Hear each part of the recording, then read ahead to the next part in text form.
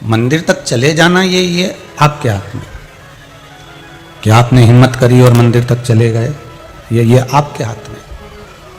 पर मंदिर तक पहुंचने के बाद अगर भगवान की भक्ति को धारण कर रहे हो, भगवत कथा श्रवण कर रहे हो, स्मरण कर रहे हो, भगवान का दर्शन कर रहे हो, और भगवान अपनी भक्ति आपको दे रहा है, तो ये उस शिव के हाथ में,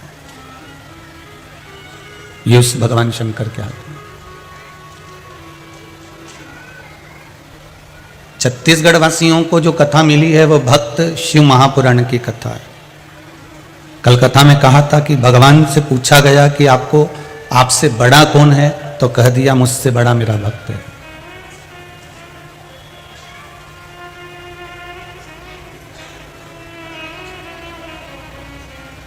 मुझसे बड़ा मेरा भक्त है और मैं भक्त के अधीन हूं। अब भक्त का मतलब आप समझते ही होंगे कि केवल माला लेकर बैठ जाने पर कोई उसको भक्त नहीं कह देता,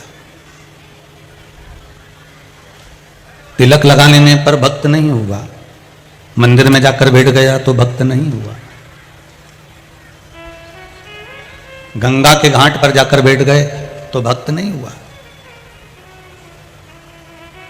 शिव महापुराण की कथा कहती है कि भक्त का जो मतलब है कि वो भगवान को दिखावे से प्रसन्न ना करे, वो भगवान को केवल निर्मल मन सो मोहि पावा और मोहि छल छिद्र कपट ना भावा, भगवान को केवल जो भाव से प्रकट करता है वही भक्त है। तुम्हारे पास में कितनी संपदा है, कितनी दौलत है, कितना धन है, कितनी सत्ता है आपका, कितना नाम है आपका, कितना वैभव है आपका, भगवान को इससे कोई फर्क नहीं पड़ता। आपके वैभव से, आपके धन से, आपकी संपदा से, आपकी दौलत से भगवान को कोई फर्क नहीं पड़ता।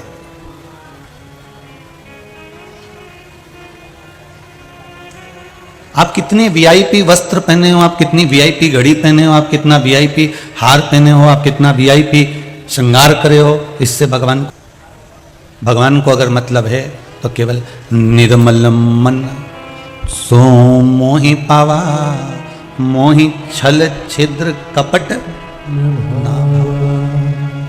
भगवान को अगर कुछ प्रिय है तो आपका हृदय, आपका चित्त, आपकी वृत्ति, आपका दिल।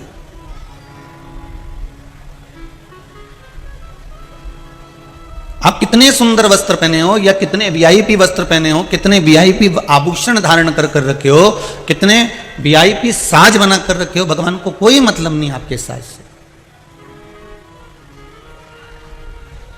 शंभो शरणे पड़ी मांगू घड़ी रे घड़ी, दुख काटो दया करी ने दर्शन आपो, दया करी ने दर्शन आपो। भगवान को कोई मतलब नहीं तुम्हारे राजसी ठाट जैसे वस्त्र का, भगवान को कोई मतलब नहीं तुम्हारे श्रृंगार का, भगवान को तो एक मतलब है कि मुख में हो राम नाम, राम सेवा हाथ में, और तू अकेला नाही प्यारे राम तेरे साथ में। बस भगवान को तुम्हारे मुख से भजन कितना हो रहा है, तुम कितना भजन कर रहे हो, तुम कितना स्मरण कर रहे हो, तुम कितना कीर्तन कर रहे हो, तुम कितना नाम जाप कर रहे हो, और तुम कितना भगवान की भक्ति में डूबे हुए हो बिना दिखावे के।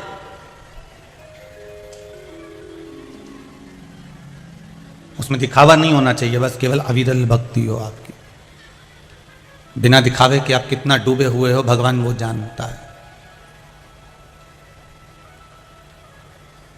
उसको कोई मतलब नहीं पड़ता आपके दिखावे से कि आपने क्या पहना, क्या ओढ़ा, क्या धारण किया।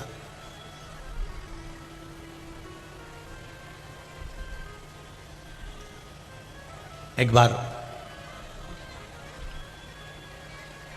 ब्रह्मा जी को भगवान शंकर ने श्राप दे दिया।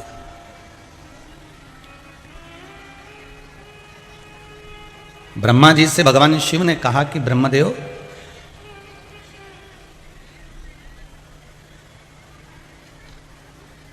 आप अपनी बेटी को जन्म दिए हैं और उस बेटी को आप निहार रहे हैं। ब्रह्मदेव,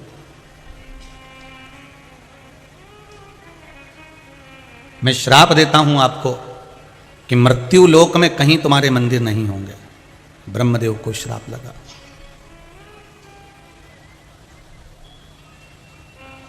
ये ब्रह्मदेव पहले भी एक बार भगवान शंकर को जानने के लिए शिवलिंग का निर्माण करवाया था। भगवान विष्णु और ब्रह्मा ने पर्वत को घुमाकर अग्नि का खंभ प्रकट करा था, उसमें से शिवलिंग प्रकट हुआ था। और वह अग्नि का शिवलिंग, अग्नि का खंभ, वो शिवलिंग का चरण और मस्तिष्क देखने के लिए ब्रह्मा जी गए थे। चरण देखने भगवान विष्णु को भेजा था और मस्तिष्क देखने ब्रह्मा गए थे। मिल नहीं पाया था उनको।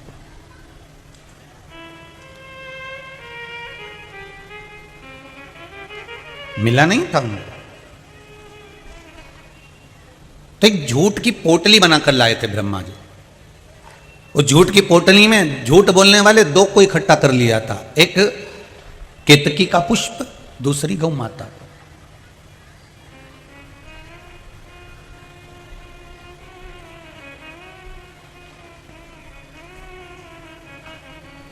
आपके चरित्र से आपके मित्र मिलते हैं।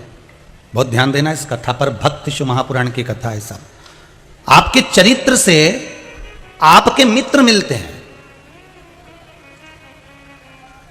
आपका जैसा चरित्र होगा वैसे आपके मित्र आपको प्राप्त होंगे। चरित्र से मित्र मिल रहे हैं। ये जो नशा करने वाले होते हैं ना, ये नशे वाले दोस्तों को जल्दी ढूंढ लेते हैं। जी जी जरा ध्यान देना हो। तंबाकू खाने वाला तंबाकू खाने वाले को ढूंढ लेगा, मदिरा पीने वाला मदिरा पीने वाले को ढूंढ लेगा, वो चिलम लगाने वाला चिलम वाले को ढूंढ लेगा, भजन करने वाला भजन करने वाले को ढूंढ लेगा, कीर्तन करने वाला कीर्तन करने वाले को ढूंढ लेगा, सत्संग करने वाला सत्संग करने वाले को ढूंढ लेगा, हरि स्मरण करने वाला हरि स्मरण करने वाले को ढूंढ लेगा, संत संत को ढूंढ लेगा, साधु साधु को ढूंढ लेगा, कामी कामी को ढूंढ लेगा। स्त्री का गमन करने वाला व्यक्ति स्त्री के गमन करने वाले व्यक्ति को ढूंढ लेता है। झूठ बोलने वाला झूठ बोलने वाले को ढूंढ लेता है। और चोर, जम के बोलिए जरा, चोर को ढूंढ लेता है। महाराज, ये जो चरित्र से मित्र का निर्माण है। आपका चरित्र जैसा होगा आपका मित्र वैसा होगा। किसी झूठ छल कपट करने वाले को कहीं सत्संग करने वाला भजन करने वाला मित्र भाता ही नहीं है। जो दिन भर गलत संगति में डूबा रहता है उसको अच्छा व्यक्ति भाता ही नहीं है। उसको अच्छे व्यक्ति से अगर मिला दो तो वो 2-4 दिन साथ रहेगा, 8 दिन बाद छोड़ देगा।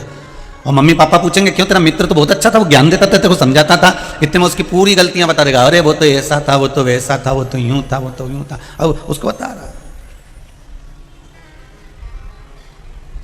आपके चरित्र से आपका मित्र बनता है। ये जो मित्र का निर्माण है ना, ये चरित्र से होता है।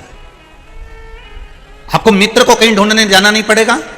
एक स्कूल में, एक क्लास में जितने इस पंडाल में बैठे हो और जितने आस्था चैनल पर कथा सुन रहे हो और जितने फेसबुक यूट्यूब पर कथा सुन रहे हो, आप जितने लोग कथा सुन रहे हो, हृदय से मन से कहना कि जिस क्लास में तुम पढ़ते थे, जिस स्कूल में तुम पढ़ते थे, जिस क्लासरूम में तुम पढ़ते थे, तुम्हारी मित्रता क्या पूरी क्लास के रूम वालों से हो जाती थी? नहीं, उसमें से कुछ लोग ऐसे थे, कुछ मित्र ऐसे थे जिनसे आपकी मित्रता होती थी। और उसमें भी कुछ मित्र इतने खास होते थे जिससे आप अपने दिल की बात, हृदय की बात कह देते थे और उसकी बात आप सुन लेते थे। अर्थात मित्र में भी एक मित्र की और परख करी गई। मित्र से भी और मित्र निकाला गया, मित्र से फिर मित्र को निकाला गया, परख करी गई। झूठ बोलने वाले थे इसलिए ब्रह्मा जी को भी जो मित्र मिल गए ना, झूठ बोलने वाले मिल गए। केतकी का फूल, झूठ बोलने वाला, उसको राजी कर लिया कि तुम चलो हमारे साथ और हमारे साथ चलकर आप जलकर नीचे कह देना कि भगवान ब्रह्मदेव को शंकर जी का सिर मिल गया। गौ माता मिल गई कि गाय से कह दिया तुम चलो हमारे साथ में, महाराज तुम हमारे साथ में चलिए, आप चलकर नीचे जाकर कह देना कि भगवान ब्रह्मा जी को भगवान शिव का सिर मिल गया। झूठ बोलने वाले को झूठ बोलने वाले मिलते चले गए, प्राप्त होते चले गए।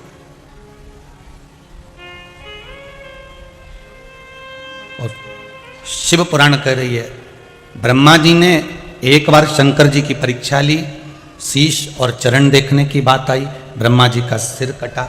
ये प्रसंग तो हुआ, पर साथ में ब्रह्मा जी ने जब सृष्टि का निर्माण करा और उस निर्माण में जो अपने ही शरीर से कन्या को जन्म दिया, उस कन्या की ओर जब दृष्टि करी, तब ब्रह्मदेव को भगवान शंकर ने फिर श्राप भी दे दिया कि मृत्यु लोक में तुम्हारे कहीं मंदिर नहीं होंगे। आंख में आंसू, ब्रह्मदेव मन में विचार करते हुए सुमेरु पर्वत पर चले गए और सुमेरु पर्वत पर जाकर ब्रह्मा जी, मन में ग्लानि तो हुई है कि सबके मंदिर इस भूमंडल पर, पृथ्वी पर बनेंगे और मेरा मंदिर नहीं बनेगा तो दुख तो होगा। कई कई बार आप लोगों के मन में भी एक भाव प्रकट हो जाता है, भगवान सबके मकान बन रहे हैं, सबके फ्लैट बन रहे हैं, सबकी बिल्डिंग बन रही है, मेरी क्यों ना बने।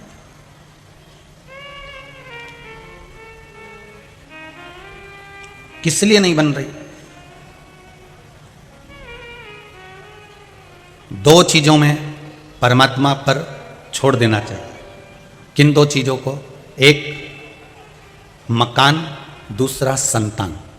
जम के बोलो, क्या दो चीजें हैं? मकान और संतान। इन दो चीजों के लिए भगवान पर छोड़ दीजिए। जिद कर कर, पीछा पकड़ कर या बहुत टेंशन लेकर कोई मकान की खरीदी मत करना।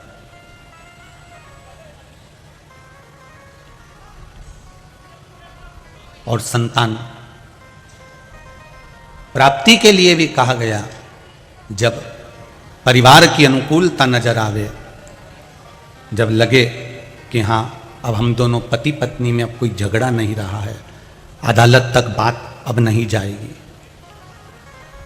अब अदालत तक बात नहीं जाएगी, अब हम दोनों में कोई झगड़ा नहीं रहा है, जरा जरा सी बात मेरे मायके तक नहीं जाएगी और तुम्हारे माता पिता तक नहीं जाएगी, तब संतान के लिए अग्रण्य हो। दुख कहाँ होता है? 4 साल का बेटा हो गया, 3 साल की बेटी हो गई, 2 साल का बेटा हो गया, 6 महीने का बच्चा हो गया और पति पत्नी में झगड़ा हो गया, अदालत बात पहुंच गई, दोनों का तलाक हो गया। अब तुम दोनों के बीच में वो औलाद पिसा रही कि नहीं पिसा रही? बोलो सही है कि गलत है? मकान और संतान दोनों धीरजता का विषय है। मकान और संतान दोनों धैर्यता का विषय है और दोनों के लिए भगवान पर छोड़ देना चाहिए। भगवान से कहना, भगवान मकान ऐसा दिलाना, घर ऐसा दिलाना, फ्लैट ऐसा दिलाना, हमारे को भूमि ऐसी दिलाना जिस मकान में हम रहें तो तेरा सत्संग होता रहे, तेरा भजन होता रहे और इस घर में सब सुखी रहे। मकान दिलाना तो ऐसा दिलाना कि इस मकान में, इस घर में तेरा भजन होता रहे। और भगवान संतान देना तो ऐसी देना जो मुझे कभी दान पुण्य धर्म सत्संग संकीर्तन से कभी ना रोके, बल्कि जब जब कहीं कथा हो तो मेरा बेटा मुझे छोड़ कर आए। संतान ऐसी देना, मुझे औलाद देना तो ऐसी देना, भगवान संतान देना तो ऐसी जो कभी सत्संग के लिए मना ना करे, जो कभी भजन के लिए मना ना करे, जो कभी कीर्तन के लिए मना ना करे, जो कभी दान के लिए मना ना करे। क्योंकि हम पहले भी कथा में कहे हैं, जब तक तुम्हारा शरीर चले और जब तक तुम्हारे घर में चले, तब तक जिंदगी का सारा दान पुण्य धर्म संकीर्तन सत्संग भजन जो करना है कर लो। क्योंकि जिस दिन तुम्हारा शरीर चलना बंद हो जाएगा, तुम तीर्थ नहीं जा पाओगे, कथा में नहीं जा पाओगे। और जिस दिन तुम्हारे घर में चलना बंद हो जाएगी, उस दिन तुम कुछ दान नहीं कर पाओगे, कुछ पुण्य नहीं कर पाओगे, कोई व्रत नहीं कर पाओगे, कोई कीर्तन नहीं कर पाओगे, कोई सत्संग नहीं कर पाओगे। जिस दिन तुम्हारा शरीर चले, जब तक सारे तीर्थ कथा स्मरण सत्संग भजन पूजन नाम स्मरण सब कर लो और तुम्हारे घर में चले, तब तक सारा दान पुण्य धर्म तीर्थ करो। उसके बाद का कोई ठिकाना नहीं, उसके बाद की कोई क्रमशः नहीं है।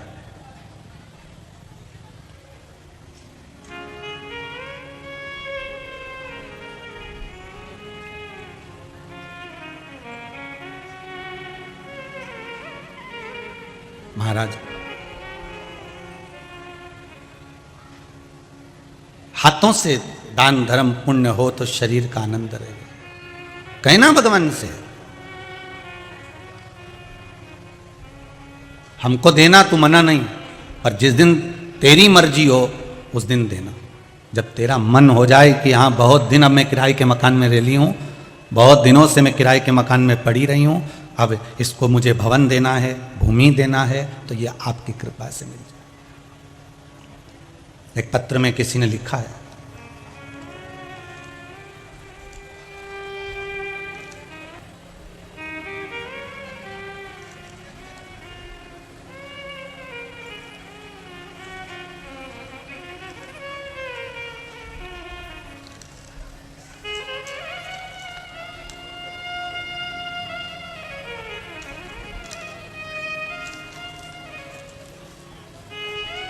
Doctor Ranjita Singh sector number 7 Bhilai से हैं, कामाख्या सेवा समिति से भी जुड़ी हुई हैं। आप ही हैं? दोनों हाथ उठाकर जरा हर हर महादेव कर दो। हर हर। आपने लिखा है पत्र के अंतर्गत, गुरुदेव भगवान शिव की भक्ति से जब से जुड़ी हूं, मेरे पास में कोई एक सामान खरीदने का भी कुछ नहीं था, पर बाबा देवादिदेव महादेव की जो कृपा हुई है, हमने अपना घर भी बना लिया, मेरी पीएचडी भी हो गई अच्छे से गुरुदेव, और बाबा की कृपा से गाड़ी भी आ गई। ये शिव की कृपा है। जब से शंकर की भक्ति में जुड़ी हूं तब से कोई चीज की कमी बाबा ने नहीं दी। आपने पत्र में लिखा है, बैठी हर हर शिव भक्ति होती है ऐसी। तेरा ही दिया मैंने खाया पिया है, तेरा शुक्रिया है, तेरा शुक्रिया है। मुझे भोले बाबा ने बहुत दे दिया है, तेरा शुक्रिया है, तेरा शुक्रिया है। आप जैसा सत्संग चाहेंगे वैसा सत्संगी आपको मिल जाएगा, जैसा भजन चाहेंगे वैसा भजनावली आपको मिल जाएगा। ब्रह्मा जी के मन में खेद उत्पन्न हो गया, ब्रह्मा जी के मन में एक भाव उत्पन्न हो गया कि मुझसे गलती हो गई। और सबसे बड़ी बात याद रखना जीवन में कि आप अगर कुछ गलती करे हो, अगर आपने अपनी जिंदगी में कोई गलती करी है और उसका अगर आपके हृदय में पश्चाताप हो रहा है, आपके जीवन में अगर आप पश्चाताप कर रहे हो कि मुझसे ये गलती हुई है, तो समझ लो कि भगवान भी माफ कर देता है कि पश्चाताप तो तूने करा, कम से कम अपने हृदय से कुछ तो पश्चाताप करा तूने। राधे, अपने जीवन में कुछ तो पश्चाताप करा है तूने।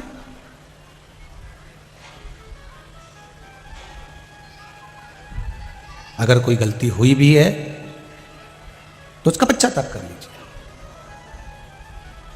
ब्रह्मा जी के मन में भाव उत्पन्न हो गया कि मुझसे गलती हुई है। अब गलती तो हो गई है ब्रह्मा जी से, तो उसके लिए करा क्या जाए। तो ब्रह्मा जी सुमेरु पर्वत पर, जो कि 100 योजन विस्तृत में फैला हुआ था, ब्रह्मा जी वहीं पर डेरा डालकर तप करने बैठ गए।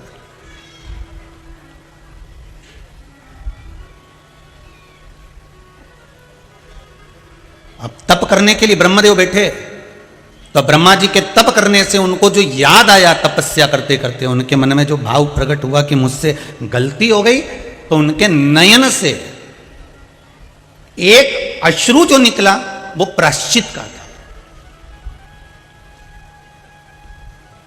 और ब्रह्मा जी के दूसरे नयन से जो अश्रु निकला वो शिव जी के प्रति क्रोध का था कि भगवान शंकर ने मुझे श्राप दे दिया। दोनों बात व्यक्ति के हृदय में आ जाती है कभी कभी। एक तरफ उसके मन में आता है कि उन्होंने मेरे को ऐसा, मैं दुखी हूं, ऐसा हूं, और दूसरी तरफ आ जाता है उसने मेरे साथ ऐसा किया तो उसका ऐसा कर दूंगा। जैसे पूतना, पूतना राजा बलि की लड़की रत्नमाला भगवान का दर्शन कर कर मन में सोचती है इतना सुंदर पुत्र हो, ऐसे सुंदर पुत्र को मैं स्तनपान कराऊंगी। और जब वो राजा बलि बंधन में पड़ गया तब मन में आया, अरे इसको तो मैं विष पिलाऊंगी। दोनों मनोकामना भगवान ने पूरी करी। पूतना बनकर जन्मी वो रत्नमाला और स्तनपान भी करा रही है और विष भी पिला रही है। भगवान ने दोनों कामना पूर्ण कर दी उसकी। ब्रह्मा जी के भी नेत्रों से 2 अश्रु निकले, एक अश्रु प्रायश्चित का था और एक अश्रु ब्रह्मा जी के नेत्र से जो सुमेरु पर्वत पर निकल रहा था वो अश्रु था। भगवान शंकर ने मुझे श्राप दे दिया, ये उस बात का अश्रु था। थोड़ा सा क्रोध जागृत हो गया।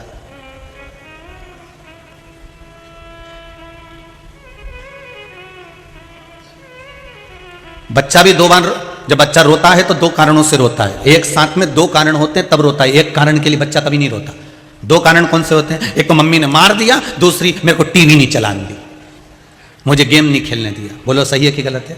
बच्चा एक कारण से कभी नहीं रोता, बच्चा रोता 2 कारणों से। एक, मम्मी ने मुझे मारा, दूसरा मम्मी ने मुझे गेम नहीं खेलने दिया, मम्मी ने मुझे मोबाइल नहीं दिया, मम्मी ने मेरा ये काम नहीं करा, मम्मी ने मुझे ऐसा कर दिया, मम्मी ने मुझे स्कूल भेज दिया, मम्मी ने मुझे ट्यूशन भेज दिया। बच्चा 2 कारण से रो रहा है, 2 कारणों से बालक रो रहा है। ब्रह्मा जी भी 2 कारणों से आंखों से अश्रु बहा रहा है, एक प्रायश्चित का, एक थोड़ा क्रोध का। थोड़ा सा क्रोध का अश्रु आ गया और ब्रह्मा जी के नयनों से जो अश्रु निकला, वो अश्रु निकलते से ही तप करते करते ब्रह्मा जी ने एक आंसू को तो हाथ से पोंछ लिया और दूसरा अश्रु भूमि पर गिर गया। जो प्रायश्चित का अश्रु था वो आंखों के सामने से हाथ से पोंछ लिया गया और जो शंकर भगवान के प्रति भाव जो प्रकट हो रहा था, थोड़ा सा अंश क्रोध का उत्पन्न हो रहा था, वो भूमि पर गिर गया, जिससे एक बानर ने जन्म ले लिया। महाराज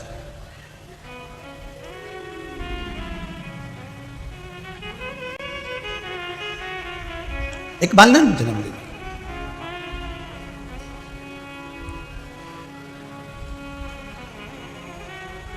जिसका नाम था रीछ बानर।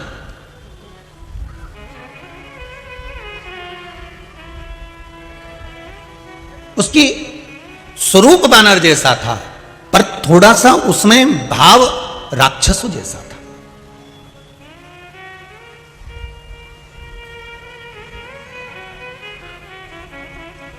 भगवान शंकर को मालूम पड़ा कि ब्रह्मा जी तप करने गए, ब्रह्मा जी से जरा एक बार मिलकर आऊं जरा, हम मृत्यु लोक में आए हैं, सुमेरु पर्वत पर तप कर रहे हैं। इस सुमेरु पर्वत पर जहां वो तप कर रहे हैं, शंकर भगवान ने सोचा इस सुमेरु पर्वत पर तो मैं भी निवास करता हूं, चलो ब्रह्मा जी को जरा देख कर आता हूं। और भगवान जैसे ही सुमेरु पर्वत पर गए तो ब्रह्मा जी तो उठकर तप की मुद्रा से निकलकर जा चुके थे, ब्रह्मा जी तो पहुंच चुके थे अपने धाम में। पर जैसे ही शंकर भगवान पहुंचे, शिव जी को ब्रह्मा जी की याद आ गई और ब्रह्मा जी की जब याद आई कि मैंने ब्रह्मदेव को श्राप दिया, पर उनको संभालने के लिए श्राप दिया। माता पिता अपने बच्चे को अगर मारते हैं, बच्चे को भले दोष नजर आता है कि मेरी मम्मी ने मार दिया, मेरे पिता ने मार दिया, पर बच्चे को मारने का कारण केवल इतना सा था कि बच्चा आने वाले समय में थोड़ा सा संवर जाए, थोड़ा सा सुधर जाए। सुनार अगर लोहे को पीट रहा है तो उस सुनार अगर सोने को पीट रहा है तो कुछ आभूषण बनाने के लिए पीट रहा होगा। माता पिता और गुरु अपने शिष्य को अगर पीटता है तो कुछ बनाने के लिए ही पीटता होगा कि इसको मुझे सुंदर बनाना है, मुझको इसको आभूषण बनाना है, मुझको इसको श्रेष्ठतम बनाना है। वो पीट इसलिए रहा है।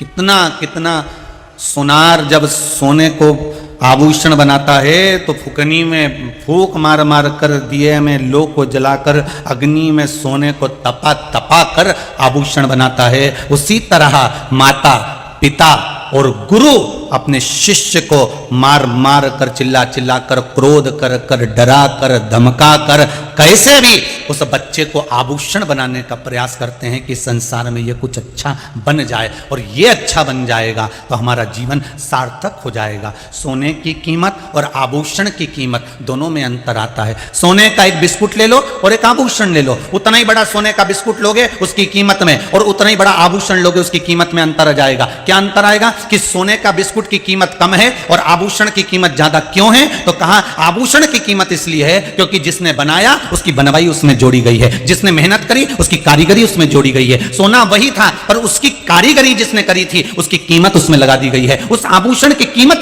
बढ़ गई है। महाराज, एक माता पिता अपने बच्चे को अगर आभूषण बनाने का प्रयास करते हैं, एक माता पिता अपने बच्चे को संवारने का प्रयास करते हैं, तो उनको मालूम है कि इसकी कीमत कैसे बढ़ेगी। सोना तो सबके पास में है, औलाद तो सबके पास में है, बेटा और बेटी सबके पास में है, पर इनकी कीमत माता पिता ही बना सकते हैं, इनकी कीमत एक गुरु ही बना सकता है। और वो बनाना आपको पड़ेगा कि हम हमारे औलाद को कितना कीमती जेवर बना सकते हैं, कितना आभूषण श्रेष्ठ बना सकते हैं, बनाना आपको पड़ेगा।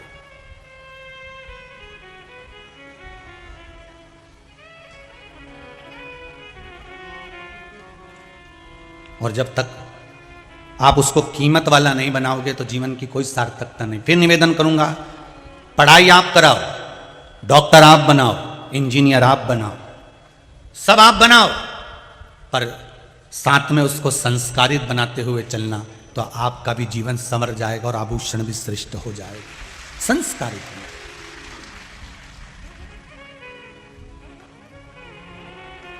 आज भारत की भूमि पर सबसे बड़ी विडंबना एक चीज की है,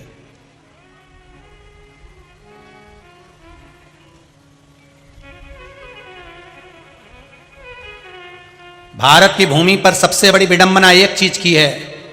पहले माता पिता अपने बच्चे को खुद संभालते थे। आज के जमाने में माता पिता बच्चे को जन्म देने के बाद एक आया रख लेते हैं, एक दासी रख लेते हैं, एक कोई माता को रख लेते हैं, कोई बेटी को रख लेते हैं, इसको संभालो। माता पिता पार्टी में एंजॉय कर रहे हैं, वो लड़की, वो माँ, वो आया उस बच्चे को लेकर घूमती फिरती है, रोटी खिलाती, पानी पिलाती, चाय पिलाती, दूध पिलाती, सुलाती, खिलाती, तैयार करती, वो आया। और माता पिता पार्टियों में एंजॉय कर रहे हैं, माता पिता घूम रहे हैं, माता पिता जा रहे हैं, माता पिता इधर उधर घूम रहे हैं, और वो घर में जिसको बच्चे को संभालने के लिए रखा गया है वो बच्चे को संभाल रही है। अब एक बात अपनी जिंदगी में उतार कर रखना, बच्चे का प्रेम माता पिता से रहेगा क्या? जम के बोलिए जरा, नहीं रहेगा। जब बच्चे का प्रेम बचपन से ही माता पिता से अलग हो जाएगा तो फिर बुढ़ापा आने पर आप अपनी औलाद से आसक्ति क्यों रखते हो कि ये मुझे चाय पिलाएगा? तूने बचपन में उसको कपड़े नहीं पहनाए, तूने बचपन में उसको रोटी नहीं खिलाई, तूने बचपन में उसको श्रृंगार नहीं किया, तो क्या औलाद बुढ़ापे में तुम्हारा कुछ करने वाली है? तो जिन जिन की औलादें दूसरों की गोद में पल रही हैं वो तैयारी कर लेना वृद्धाश्रम की, एक एक अटैची तैयार करके, एक एक अटैची अभी से तैयार कर रख लो, क्योंकि बच्चों में प्रेम आप जागृत करोगे तो बच्चे, माना आपको नौकरी से फुर्सत नहीं है, आपको कमाने से फुर्सत नहीं है, पत्नी भी नौकरी पर जा रही है, पति भी नौकरी पर जा रहा है, पर ईमानदारी से बोलो, पूरा जीवन, आधे से ज्यादा समय, आधा ही समय समझ लो कि जिंदगी के 100 साल में से 50 साल तुमने कमाने में निकाले। अब हिसाब लगाइएगा जरा, कितने साल कमाने में निकाले? जम के बोलो जरा। 50 साल तुमने कमाने में निकाले। 50 साल तो कोई नहीं कमाता, 60 साल तक कमाते लोग। गवर्नमेंट भी रिटायर 60 के बाद ही करती है। तुमने कमाने में 60 साल निकाल दिए, कमाने में तुमने 50 साल निकाल दिए। अब जितना पैसा तुमने शरीर को खूब काम में झोंका, खूब काम में झोंका, खूब भट्टी में झोंका, 8-8 बजे से जा जाकर दुकान पर झोंका, खूब काम करा, खूब काम करा, शरीर का घुटना, कमर, पीठ, सिर, आंख, नाक, मुंह सब बेकार कर लिया। अब 50 साल तुमने कमाया, अब वो 50 साल तुमने जो कमाया वो 50 साल इस शरीर में बीमारी में खर्च करो और डॉक्टर को भरो, लगाओ। 50 साल पहले पैसे को कमाओ, इस शरीर को खूब भट्टी में झोंक दो, और 50 साल बाद जो तुमने लाखों रुपए बैंक में जमा करे हैं, इस शरीर की हड्डी कल पुर्जे को सही करने में जिंदगी का एंजॉय कर पाए ना, अपनी जिंदगी को सही जी पाए। 50 साल कमा कमा के मर गए और 50 साल डॉक्टर में भर भर के मर गए, और बाकी का समय था तो औलाद ले जाके आग लगा दी शमशान में। 13 दिन बाद नुक्ती और गुलाब जामुन और खोपरा पाक खा गए, गया जीवन सब।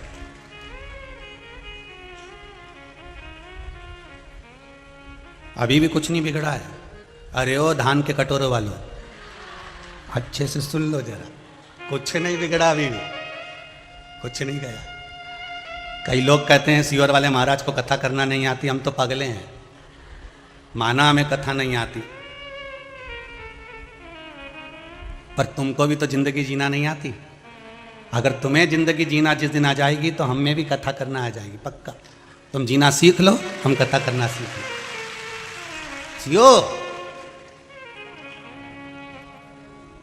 जियो, हो वलमस्त जियो।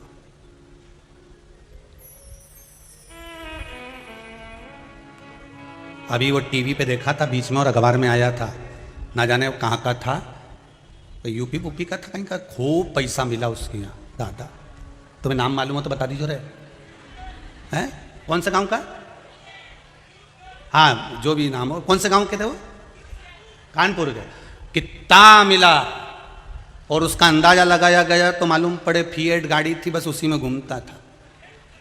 और मोटरसाइकिल पुरानी थी, उस पर घूमता था। अब ईमानदारी से बोलो, कमाया कमाया कमाया, जोड़ा, खुद के शरीर पे भी कभी खर्च नहीं कर पाया, आखिरी में दूसरे आए और उठा कर ले गए। बस यही जिंदगी है। हमने जिंदगी भर संभाला, आखिरी में चला गया। यही जीवन है। जोड़ो, मना नहीं।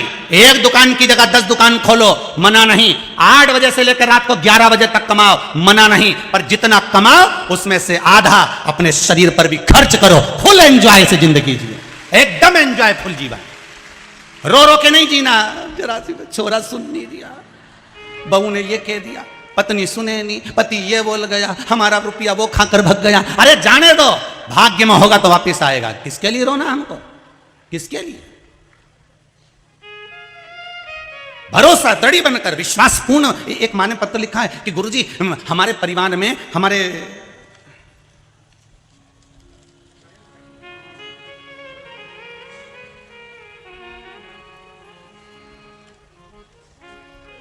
पत्र में लिखा है, मेरे पति ने कहा गुरुदेव, अगर शिव महापुराण की कथा गुरुजी कहते हैं कि टीवी पर सुनो, और सुनने के बाद अगर रोग अच्छा हो सकता है, तो मैंने टीवी पर कथा सुनता हूं एक बार गुरुजी की, और मुझे दमे की बीमारी है, मुझे खांसी की बीमारी है। अगर कथा सुनकर मेरा दमा और खांसी ठीक हो सकता है तो मैं मान लूंगा शंकर को। ये बहन ने पत्र लिखा है, श्रीमती ईश्वरी साहू, जयतानगर, जिलोसपुर, छत्तीसगढ़। क्या है समझ लेना। कहीं बैठी हैं? हाथ उठाओ। आप ही हैं दीदी? दोनों हाथ उठाकर एक बार हर हर महादेव बोलिए। हर हर महादेव। उन्होंने लिखा है, मेरे पति ने कहा अगर टीवी पर कथा सुनने से रोग मिटता है, सियोर वाला महाराज छाती ठोक ठोक कहता है व्यासपीठ से कि कथा सुनो, हर चीज का हल मिलेगा। तो उन्होंने कहा मैं कथा सुनता हूं, अगर मेरे दमे की बीमारी और खांसी ठीक हो जाती है तो मान जाऊंगा। इसमें लिखा है, एक कथा सुनने के बाद जो आपने पीपल के पत्ते वाला उपाय बताया था वो करा, और खांसी और दमा दोनों ठीक हो गया। पत्र में लिखा है उन्होंने, ये पत्र है। एक बार दोनों हाथ हिला दीजिए दीदी। हर हर महादेव। बैठिए बैठिए विराजिए। शिव की अगर भक्ति है, आप विश्वास रखकर, हम तो आप लोगों से भी कर रहे हैं, ये दशहरा मैदान में अगर आप शिव महापुराण की कथा सुन रहे हो, ये भिलाई के इस पावन क्षेत्र में दशहरा मैदान में कथा सुन रहे हो, और जिस कामना को लेकर आप कथा में बैठे हो, 7 दिन की कथा है, जिस कामना को लेकर बैठे हो, जब जब कथा में श्री शिवाय नमस्तुभ्यम मंत्र आए और आपकी कामना आप शिव जी को बताएं, बस जिस कामना से बैठे हो शंकर का अनुमोदन कर कर बैठना। मेरे भोलेनाथ सती मैया के साथ कुंभज ऋषि की यहाँ कथा सुनने गए थे, और कुंभज बाबा के यहाँ भगवान शंकर के मन में आ गया था कि मुझे राम का दर्शन करना है, तो वापिस जाते समय राम का दर्शन मिला। सती मैया के मन में आ गया था कि मेरे शादी के बाद मेरे पति मुझे कथा सुनाने लाए, इससे तो ये शरीर जलकर भस्म हो जाए तो अच्छा। और वो सती मैया का शरीर उन्हीं के पिता के यहाँ जलकर भस्म हुआ था। कथा में जब जब बैठो तो कामना लेकर अगर बैठे हो, भगवान से मिलन की कामना है, भक्ति की कामना है, श्रद्धा की कामना है, कोई मन में भाव आया है तो बाबा उसको स्वयं पूर्ण करता है, कोई दूसरा नहीं, शिव पूर्ण करता है। जिसके घर में आए हो व्यवस्था वो करेगा, हम काय को व्यवस्था करें? कथा करने किसने बुलाया? कामाख्या सेवा समिति भिलाई दुर्ग ने। इन्होंने दोनों चीज लिखी है, भिलाई और दुर्ग। इनकी दोनों चीज लिखने से हम समझ गए, क्योंकि कथा हो रही है भिलाई में, हमें रुकाया है दुर्ग में।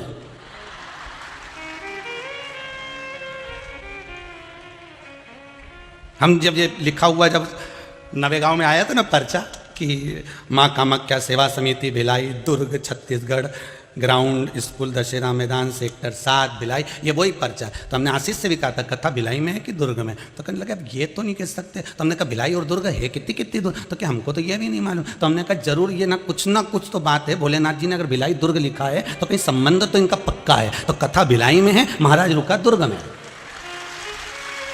शिवजी अगर लिखाया है तो कहीं ना कोई ना कोई बात तो जरूर है। अच्छा, महिला मंडल ने भिलाई में रुकाने की व्यवस्था भी सोची कि हम भिलाई में रुका दें, भिलाई में रुका दें, पर इनको नहीं मिली, क्योंकि पर्चे में इन्हें भिलाई और दुर्ग लिखा था। तो शिवजी के पास आ गया था, तो पर्चे में जो लिखा तो बाबा ने स्वीकार कर लिया कि दुर्ग से संबंध तो रहेगा, कथा यहाँ करा, महाराज वहाँ, दादा सोए बा घर में, पाँव पसारे या घर में।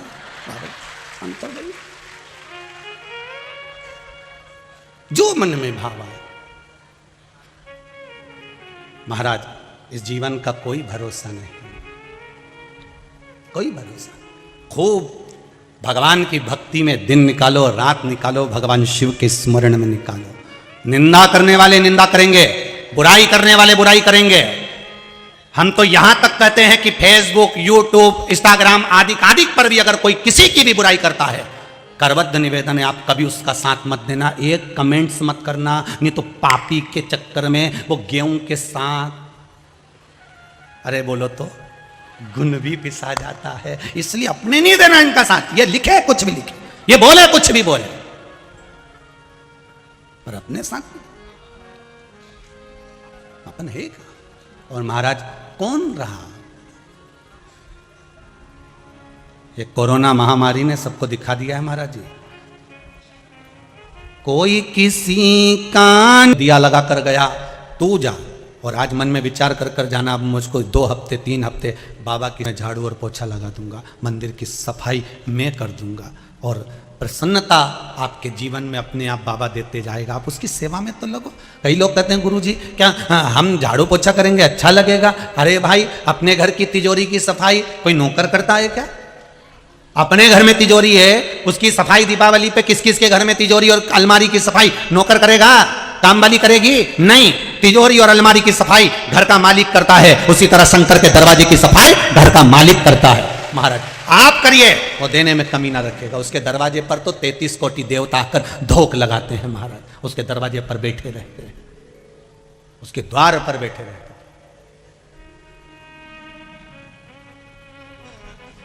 चले मेरे भगवान विष्णु भगवान शिव के पास में, भगवान शंकर से विनती करने जा रहे हैं, भोलेनाथ ये अप्सरा निकली है जिसका नाम तारा है, और ये अप्सरा इसको बाली भी मांग रहा है, इसको सुषण वेद भी मांग रहा है। अब आप बताओ ये किसको दी जाए? शंकर भगवान के पास में भगवान विष्णु लेकर पहुंच गए। अब भगवान तो भक्तों का तो दुख झेलने के लिए भगवान बैठा। भगवान का मतलब ही क्या कि अगर भक्तों का दुख ना झेले। हाँ, आप कई लोग कहते हैं महाराज जी हमारे जीवन में ये दुख है, हमने ये करा, हमने वो करा, दुख नहीं कट रहा। क्या बात है, हो सकता है दुख भारी हो, पर चिंता मत करना, उसके दरवाजे से कहीं मत जाना। दुनिया के लोग कहेंगे कि अब एक काम कर शंकर जी, अगर तेरा दुख नहीं काटा तो तू हमारे इसमें आ जा, तू ऐसा कर ले, तू वैसा कर ले। भटकना मती, एक ही दरवाजे पर बैठे रहना। 10 खड्डे खोदने में पानी नहीं निकलेगा, एक बोरिंग ऐसा गहरा करवा दो कि पानी निकल के माने, तब तक बंद मत करो मोटर को। निकल 100 फीट 200 फीट 300 फीट 350 400 कहीं तो निकलेगा। एक ही जगह खोदो ना। अब 150 फीट यहां खोद दिया, 250 फीट वहां खोद दिया, कितना हो गया? जम के बोलो 350। अब 350 तो 2 जगह खोदा, उसमें कुछ नहीं निकला। इससे तो 350 एक ही जगह खोद देता, पानी निकल कर सामने आता। एक बार एक को पकड़कर भक्ति में डूब जाओ, भक्त के दुख हरने का काम मेरा देवादिदेव महादेव करता है। वो दुख हर ले, हरेगा दुख शंभु बेटा।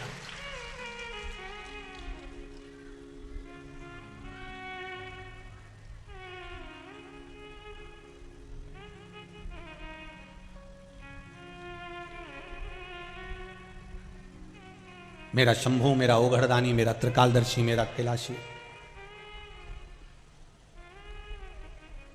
वो क्यों ना हारेगा? आप एक बार दिल से उसको बोलो, जैसे आप अपने मम्मी और पापा से कहते हो ना, मम्मी, बिल्कुल वही अंदाज आपका होना चाहिए। प्रार्थना कभी सुनी सुनाई मत करना, प्रार्थना कभी सुनी सुनाई मत करना, विनती कभी सुनी सुनाई मत करना। आप तो अपने दिल से, हृदय से, मन से, जैसे आप अपनी मम्मी से, जैसे वो कहते हैं ना, एक भेड़ चराने वाला, बकरी चराने वाला, जो भेड़ चरा रहा था, बकरी चरा रहा था, भेड़ चरा रहा है, वो चराने वाला, भेड़ चराने वाला भेड़ों को इकट्ठा करता और उनके बाल में से जूं निकालता रहता, जूं निकालता उनके बालों में से, और भगवान से कहता, भगवान राम जी, वन में रहते रहते तुमको बहुत सारी जूं पड़ गई होगी, मैंने सारी भेड़ की जूं निकाल दी, एक बार तुम मिल जाओ, तुम्हारी भी निकाल दूंगा। इतने में तो वहीं से एक संत निकल कर जा रहे थे। संत ने कहा, अरे मूर्ख हो गया, पागल हो गया, बावरा हो गया, राम जी को कोई जूं होती है? आज के बाद ऐसा बोला है तो सोच लेना। उसने बोलना बंद कर दिया। सीता जी ने राम जी से कहा, प्रभु एक भक्त रोज तुम्हारी स्तुति करता था, शाम के समय पर बकरियां लेकर बैठता, भेड़ लेकर बैठता, रोज स्तुति करता, स्वामी वो उसने स्तुति करना बंद कर दिया। राम जी बोले, सीता तुझे अच्छा लगता था? हाँ प्रभु, मुझे बहुत अच्छा लगता था। फिर वो स्तुति नहीं कर रहा, क्यों? कोई संत ने मना कर दिया, कोई संत ने मना कर दिया। अच्छा, हाँ। राम जी ने हनुमान जी को बोला, हनुमान इधर आओ, जरा पृथ्वी पे जाओ, पता करके आओ कि कौन से संत ने मना करा है वो स्तुति करने का। हनुमान जी गए तो एक संत को जाकर कहा, क्यों तुमने स्तुति करने का बंद करा? तो क्या कोई वो स्तुति थोड़ी ना करता था, वो तो कहता था, राम जी जैसे मेरे बकरी के, मेरे भेड़ के जूं पड़ गई, मैंने निकाल दिया, ऐसे तुम्हारी निकाल दूंगा, तुम मिल जाओ। मैंने ये कहने से मना करा है। हनुमान जी ने कहा उसको बोल कराओ, जैसे बोलता था वैसा की वैसा ही बोले। तो संत ने कहा वो संस्कृत नहीं बोले, वो हिंदी नहीं बोले, वो आला टेढ़ा बोले तो भी बोलने दे, तुम तो बोल के आओ। उसी से मेरी सीता प्रसन्न है, मेरी जानकी प्रसन्न है। हनुमान जी ने कहा, संत ने जाकर कहा तुम एक काम करो, तुम जैसे स्तुति करते थे वैसे ही करो, राम जी की जू निकालो, मना नहीं। बस उसने जो बोलना प्रारंभ करा, सीता फिर प्रसन्न हो गई। भगवान तुम्हारी वो स्तुति नहीं सुनता जो दुनिया गाए, भगवान वो स्तुति सुनता है जो तू दिल से गाए, तो अपने हृदय से बोले, मन से बोले, वो स्तुति परमात्मा सुनता। अब कहो ना भगवान को, जैसे एक बच्चा अपनी माता से कहता है, एक बच्चा अपने पिता से कहता है, एक बच्चा अपने माँ बाप से जैसे कहता है, वैसा आप भगवान से कहकर देखिए। एक बार बैठे बैठे भगवान से कह दो, प्रभु हे मेरे नाथ, हे मेरे स्वामी, हे भोलेनाथ। भगवान जैसे बच्चा कहे मम्मी, ओ मम्मी, मम्मी के क्या है, मम्मी। सुनो तो, सबके पास में मोबाइल है, मेरे पास नहीं है। माँ बोलेगी चुपचाप बैठे रहे, पढ़ाई का समय कि मोबाइल का समय। मम्मी तुम दिला दो ना एक मोबाइल, पापा से कह दो ना। बच्चा जैसे प्रेम से अपनी माँ से कहता है। अब माँ के कानों में बात पहुंच गई, किसको मोबाइल चाहिए। अब माँ उस मोबाइल को पिता के दिमाग में कैसे फिट करती है, ये माँ ही जान सकती है। सुनो, आजकल मालूम है बच्चों की चोरी बहुत हो रही है, तो अपने काम करें, टिक्कू को एक मोबाइल दिला दें। क्यों, उसके पास मोबाइल रहेगा, नंबर रहेगा, तो कोई अगर उसको पकड़ेगा तो फोन तो कर देगा। पिताजी ने कहा बिल्कुल सही बोल रही है, बिल्कुल सही। पिताजी दूसरे दिन जन्मदिन पे तो टिक्कू को मोबाइल दे दिया। तुम जैसे अपनी माँ को प्रेम से कहते हो, इतना प्रेम से तुम देवादिदेव महादेव को तो बोल के देखो, बाबा ओ बाबा, ओ बाबा। शंभु शरणे मांगो धरिए, दुख काटो, दया करी न दर्शन। अब दिल से कहो तो, उसको विनती करो तो, निवेदन करो तो, एक बार भाव से, दिल से, अपने एक भक्त का जो स्वभाव होता है वो भाव से कहो, दिल से कहो।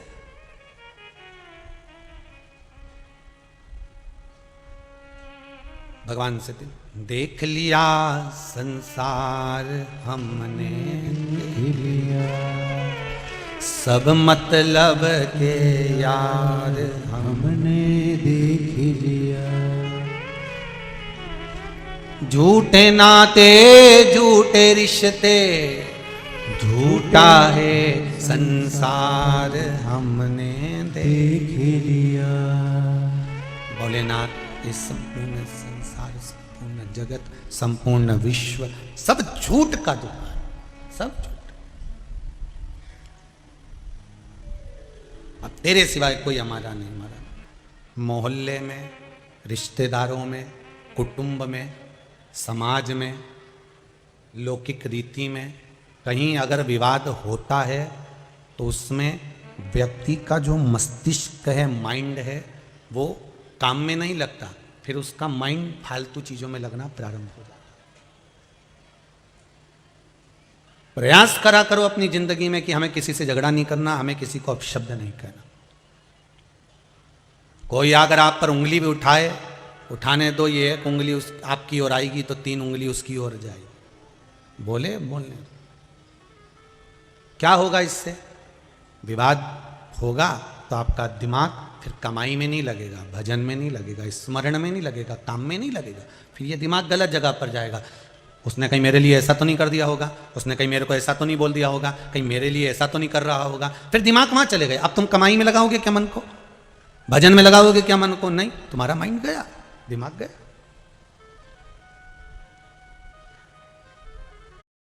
लगेगा, फिर ये दिमाग गलत जगह पर जाएगा। उसने कहीं मेरे लिए ऐसा तो नहीं कर दिया होगा, उसने कहीं मेरे को ऐसा तो नहीं बोल दिया होगा, कहीं मेरे लिए ऐसा तो नहीं कर रहा होगा, फिर दिमाग वहां चले गए। अब तुम कमाई में लगाओगे क्या मन को, भजन में लगाओगे क्या मन को? नहीं, तुम्हारा माइंड गया, दिमाग गया।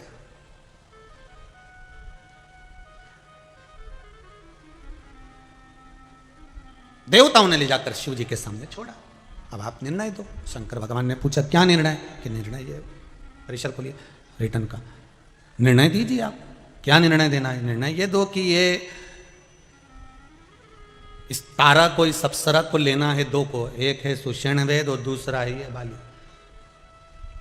अब इनने कह दिया जब तक ये हमको नहीं मिलेगी, और दोनों को ही चाहिए। अब स्त्री एक, नारी एक, और ये दोनों को चाहिए। भगवान विष्णु कहते हैं मैं भी निर्णय नहीं दे पाया। अब ऐसा भारी तो बंद नहीं होगा, रोग सही भी तो होना चाहिए।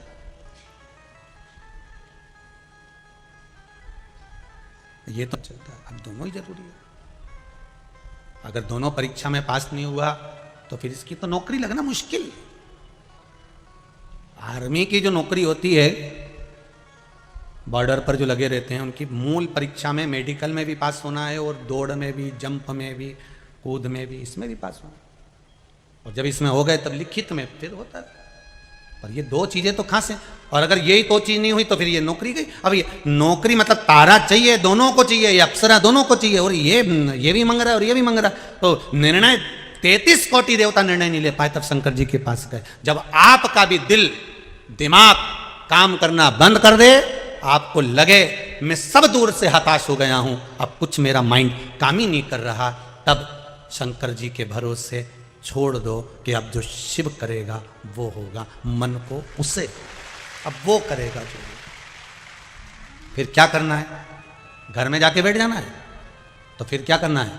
फिर छोटे से छोटा काम भी कर कर देखना, किसी के यहाँ मजदूरी भी कर कर देखना, वो कर देगा। एक पत्र में अभी पढ़ा, उसमें लिखा है, देखिए।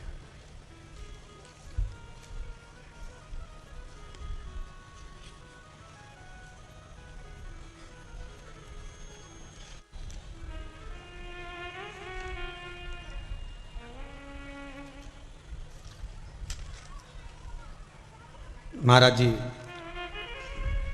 माया मन्नू जी गुप्ता, वैशाली नगर, EWS,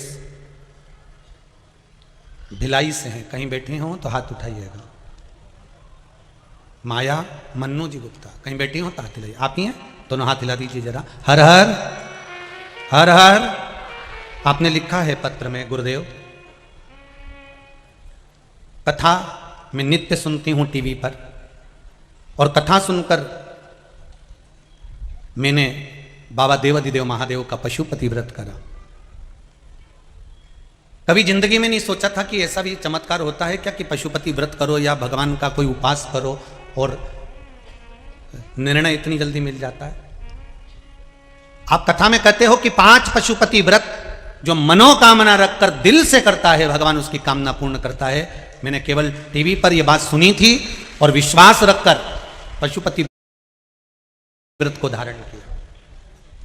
गुरुदेव, मैं भ्रमित होने के या भटकने के नहीं बताता बहन, बस हमारा तो एक ही निवेदन है कि अगर आप संसार से आप रहो, मैं जल में रहूं तो ऐसी रहूं जो जल में कमल का फूल रहे, मेरे अवगुण दोष समर्पित हो, करतार तुम्हारे हाथ। रहो संसार में, पर शंकर के भरोसे पर।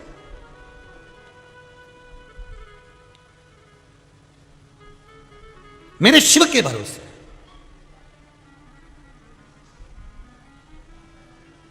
जब आपको लगे कि अब मेरे कुछ चल नहीं रहा, अब मेरी कहीं बात रही नहीं रही है, अब मेरी बात सब फेल हो रही है, सब जगह मुझे लोग गलत कह रहे हैं, अब मेरा कहीं ना तो जॉब है, ना सर्विस, ना नौकरी, कुछ भी नहीं हो रहा, हार गया मैं संसार से, तब उस देवाधिदेव महादेव के पास जाना। इतने सालों की कथा में कभी हमने आपसे ये नहीं कहा कि आप किसी के दरवाजे जाना, बोलो कभी बोला? या हमने ये कहा हो कि आप ऐसा करना या किसी के पास पहुंच जाना या उससे मांग लेना? आपसे एक ही बात कही है कि शंकर के दरवाजे जाओ, शिव के द्वार जाओ।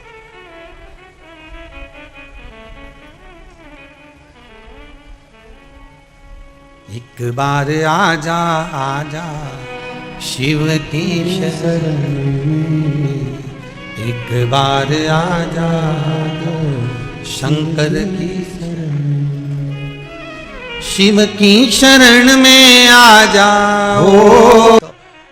तेरा ही दिया मैंने खाया पिया है, तेरा शुक्रिया है, तेरा शुक्रिया।